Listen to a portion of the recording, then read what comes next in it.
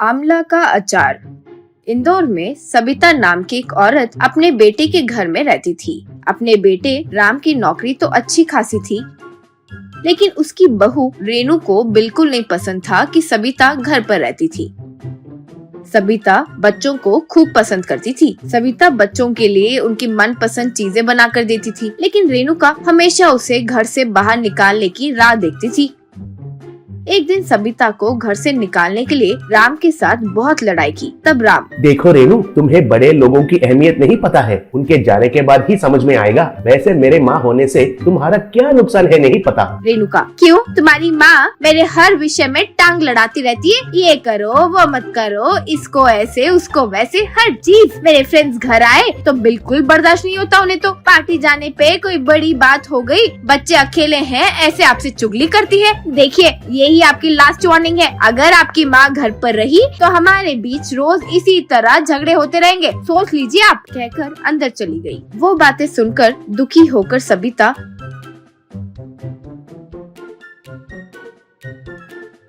एक दिन जब बेटा घर पर नहीं था तो कुछ दूरी पे एक छोटा सा घर किराए पे लेकर वहाँ चली गई। फिर घर का गुजारा करने के लिए अचार बनाकर बेचना शुरू की।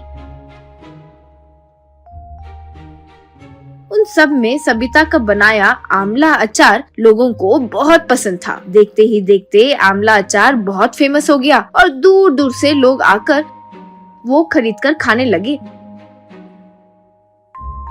वही नहीं, सबिता कमाए पैसों से पोता पोती के लिए कपड़े वगैरह खरीदती रहती थी।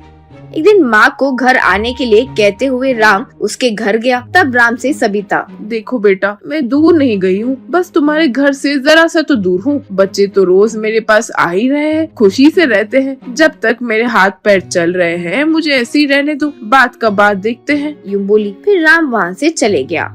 एक दिन सबिता अचार बेचकर रास्ते पर आ रही थी कि कार से लगने से वो नीचे गिर गई। तब कार से जल्दी जल्दी उतरकर वरुण नाम का एक आदमी उसे ऊपर उठाया। किस्मत अच्छी थी कि छोटी चोट ही पहुंची और उन्हें रेनू के घर ले गया। सबिता को देखकर रेनू, घर ही आना मुझे पसंद नहीं है, कहकर उनके मुंह पर दरवाजा बंद करके चली गई।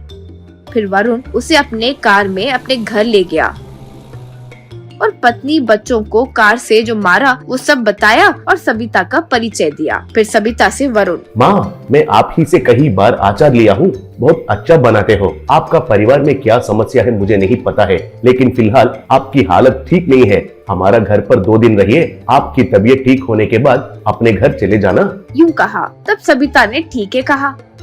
वरुण का परिवार बच्चों के साथ उसकी अच्छे से देखभाल किए। सबिता 2 दिन में बच्चों से वो परिवार से बहुत करीब हो गई थी।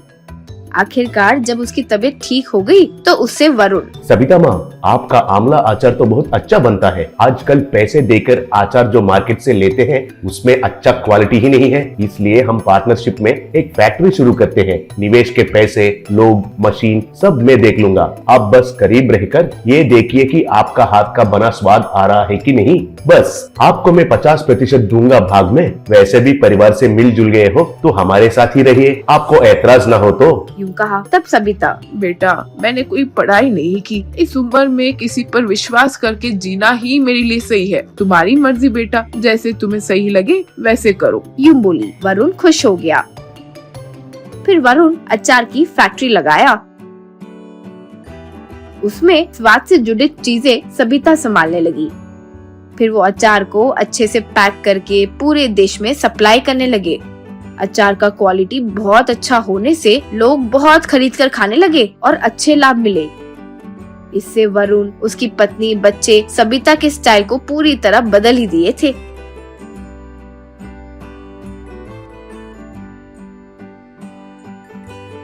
एक दिन सबिता के बारे में जानकर उसके पति बच्चों के साथ रेणुका वरुण के घर पर आई। सबिता से रेणुका, सासू माँ, आप इतने गुणी हो, मुझे पता ही नहीं चला सासू माँ। लेकिन आपके साथ जो ये वरुण है ना, वो बड़ा धोखेबाज है, सुना है। वापस अपने घर आ जाइए सासू माँ, आपको ये धोखा दे सकता है, आइए सासू माँ, यूं बोली। तब सबिता, देखो रेणुका, हम अच्छे हैं बोलने के लिए आगे वाले को बुरा बनाना जरूरी नहीं होता। वरुण और उसका परिवार परिवार एकदम भगवान जितने ईमानदार है। मैं यहाँ से नहीं आऊंगी। एक और बात, इस उम्र में वहाँ आकर क्या करूँगी नहीं पता, लेकिन तुम क्यों यहाँ आई हो ये मैं जानती हूँ। मुझे जो पैसे मिलते हैं हर महीने आधे भिजवा दूंगी। तुरंत अब यहाँ से निकलो। यूं बोली वे लोग फिर वहाँ से चले गए।